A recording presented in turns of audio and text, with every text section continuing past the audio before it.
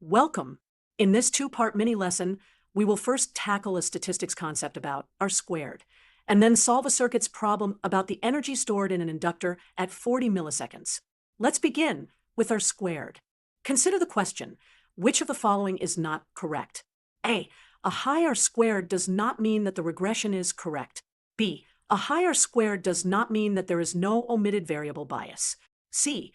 One should always choose a regression with a higher R squared. D. A high R squared does not necessarily mean that you have the most appropriate set of regressors. The statement that is not correct is option C. One should not always choose the model with the higher R squared. Why? A higher R squared only says that more of the sample variation in the dependent variable is explained, but it does not guarantee unbiased coefficients, correct functional form, or good out-of-sample performance. It also does not eliminate omitted variable bias and can even reward overfitting. Quick intuition, here is the same dataset with two fits. The curvy, wiggly fit hugs the data and likely has higher R squared, but it may generalize worse than a simpler line. Now, part 2, an inductor energy problem. There is no stored energy in the inductor at time 0 seconds. Find the stored energy at 40 milliseconds. Here is a simple series RL circuit connected to a DC source.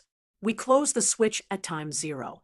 The current rises from 0 toward its steady value for a step voltage V applied at time 0. The series RL current is I of t equals I infinity times 1 minus e to the minus t over tau, where I infinity equals V over R and tau equals L over R.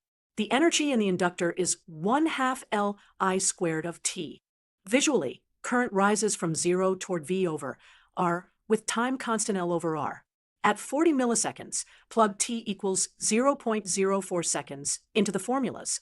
Putting it together for any given V, R, and L, we have W at 40 milliseconds equals 1/2 L times the square of V over R times 1 minus e to the minus 40 milliseconds over L over R. If the circuit parameters are not specified, this symbolic expression is the final answer. If you do know V, R, and L, simply plug them in here to compute the numerical energy. Quick recap. For model selection, higher R squared alone is not a safe rule, and option C is not correct. For the inductor, energy grows as current rises. At 40 milliseconds, use W equals 1/2 Li squared of t with I of t from the RL step response.